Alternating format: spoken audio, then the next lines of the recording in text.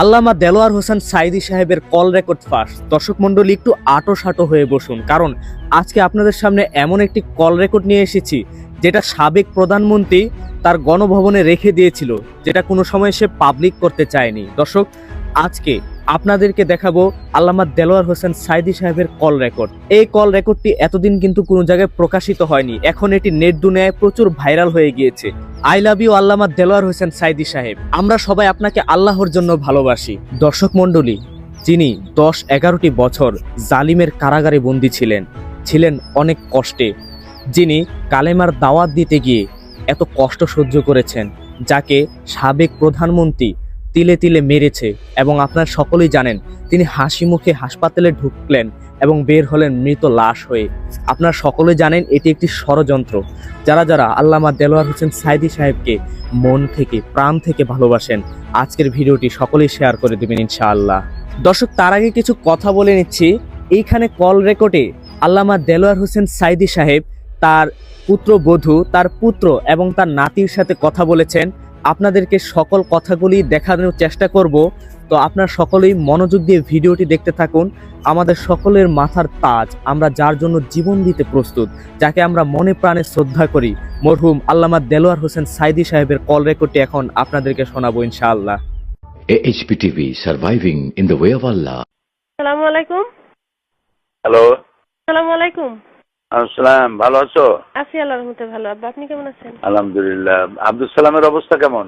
এই যে কথা বলেন। আসসালামু আলাইকুম আব্বা। আসসালাম। বাবা, জ্বর ছাড়ছে? একেবারে নির্দোষীয় ছাড়ি নাই, কিছু আছে এখনো? জ্বর আছে, তারপরে কিছু খাইতে পারতেছে না, বমি হচ্ছে সমানে। শরীরটা খুব দুর্বল করে দিচ্ছে নাকি? দুর্বল করে দিয়ে গেছে না একেবারে। আরে, কদিন ধরে বিছানায় ফেলে দিয়ে গেছে।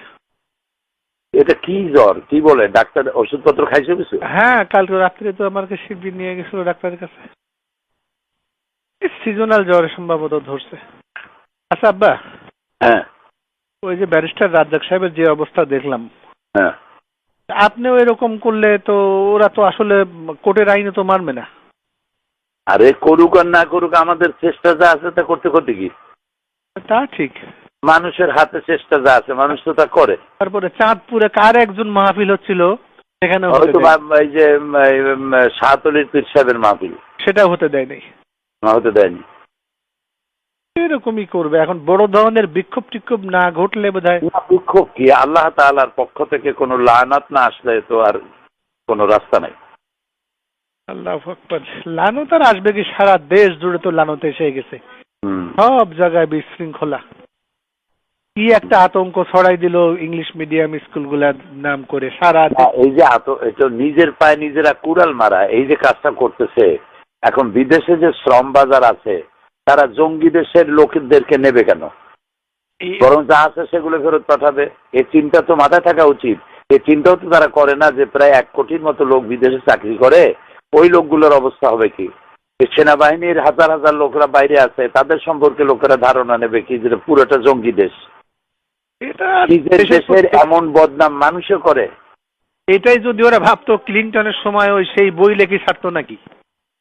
আহারে আল্লাহ, এইভাবে নিজের কপাল নিজেরা পোড়ায়। এরা কোনোদিনই দেশের তুমি রাস্তায় গেলে যা দেখবা, চতুর্দিকে খালি বালির পাহাড়, বালুর বস্তা, যেদিকে তাকাবা সেদিকে।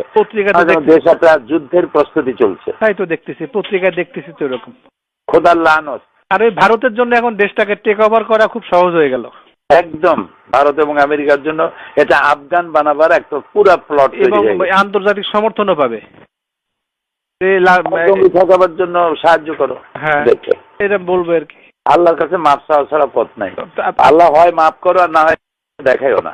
আব্বা, আগে উঠায় নাও। আপনি কোর্টে যাবেন কি রোববারে আব্বা? নেন, বোধহয় তাই হবে। ও আমরা এদিকে শাকিল, এদিকে বেটা। ওই যে আপনার ওয়েবসাইটে আব্বা আল্লাহর রহমত, শাকিল বসে কি করে গোতাগুতি করতে করতে একেবারে আপনার সকল বই ঢুকানোর ব্যবস্থা ওর মাথায় আল্লাহ কি দিছে, ও পারছে। আমি যেটা পারি নাই ও পারছে আব্বা। তাই বলো কি? আমার সাথে কথা বলেন। আসসালামু আলাইকুম দাদা। আসসালাম। শাকিল। জি দাদা। তুমি নাকি সর্বনাশ করছো? জি। কেমনে এত সর্বনাশ করলা? জি, ইনশাআল্লাহ রহমত দাদা। দাঁড়াও। দাদা বসো। আপনি ভালো আছেন? হ্যাঁ, আল্লাহ ভালো রাখছে। তো কতগুলো বই ঢুকেছো? দাদা আমি এখন সব ঢুকানো শুরু করবো। এই গোয়েবলসীয় মিথ্যাচারটা আমি পুরাটুক ঢুকিয়ে দিয়েছি। তাই এই যে এই গোয়েবলস এটা ঢুকেছো পুরোটা? জি। মাশাআল্লাহ মাশাআল্লাহ। তুমি কি খাইবা, চকলেট না আইসক্রিম? না দাদা কিছুই না, আপনার দোয়া করবেন। আচ্ছা আচ্ছা, ঠিক আছে, তোমার জন্য একটা পুরস্কার পাওনা রইলো আমার কাছে। তোমার আব্বুকে দাও। জি আব্বা। বললাম যে তুমি কি খাইবা, চকলেট আইসক্রিম? না, ও একা একা বসে বসে কেমনে কেমনে অনেক কিছু বের করে হঠাৎ বলতে যে আব্বা আমি পারছি। না, আল্লাহর মেহেরবানি, তোমার জ্বর হোক আর যাই হোক, বাচ্চাগুলো তোমারে আল্লাহ ভালো ভালো বাচ্চা দিচ্ছে। আমি বললাম যে বাবা বাংলাটা তুমি সুস্থ হও, তাড়াতাড়ি ভালো হয়ে যাও। আমি আল্লাহ রহম করুক। এখন আল্লাহ পুরো সুস্থ করুক। ওই ইংরেজিটাও দিয়ে দেবো নি আব্বা ওখানে। আর হোম পেজটা একটা লোককে দিয়ে করায়, হ্যাঁ তারপর হোম হ্যাঁ, পেজটা ইংরেজিতে দিলে আরো ভালো হইব। না ইংরেজিটাও দিয়ে দেবো না, আর হোম পেজটা করায় এ করে তারপরে সকল আর বই বইগুলো দেওয়ার আগে একটা প্রিয়াম্বল দেওয়া লাগে, একটা ভূমিকা। জি জি জি জি, এগুলো দিয়ে দেবো না আব্বা সব। প্রত্যেকটা ঠিক বইয়ে আছে। একটু একটু ছোট ছোট ভূমিকা দিয়ে দেবো ইনশাআল্লাহ। ঠিক আছে, শুক্রিয়া। আচ্ছা আব্বা, ভালো থাকো, আল্লাহ আমিন। তোমাকে সুস্থ করুন। আমিন আমিন। আসসালামু আলাইকুম। আচ্ছা। দর্শক মন্ডল শুনতেই পেলেন আল্লামা দেলোয়ার হোসেন সাইদী সাহেব কত সুন্দর করে, কত সুন্দর ভাষায়, কতটা ফ্রেন্ডলি হয়ে, কতটা মিশুক ভাবে তিনি তার ফ্যামিলির সাথে কথা বলতেন, তিনি কতটা বিনয়ী ছিলেন, এটি তার বাস্তব উদাহরণ। আমরা সকলেই দোয়া করি আল্লামা দেলোয়ার হোসেন সাইদী সাহেব যেন আখিরাতে সুখী থাকেন। তিনি যত বড় আলেম, আমরা জানি তিনি এখন জান্নাতের বাগানে শুয়ে আছেন। আমরা সকলেই দোয়া করি তার রেখে যাওয়া দিনই দাওয়াতগুলো, তার রেখে যাওয়া সন্তানাদি এবং নাতি নাতনিগুলো সকলেই যেন দিন প্রচারের স্বার্থে এগিয়ে যান। আমরা সকলেই তাদের পাশে আছি ইনশাআল্লাহ। আপনারা কারা কারা আল্লামা দেলোয়ার হোসেন সাইদী সাহেবকে মন থেকে, প্রাণ থেকে ভালোবাসেন, আপনারা সকলেই কমেন্ট করে যাবেন ইনশাআল্লাহ। আজকে আপনার এই হৃদয় কারা কল রেকর্ডটি শুনে কাঁদবে হাজারো মুসলমানের হৃদয়, অনুপ্রাণিত হবে হাজারো মুসলমানের অন্তর।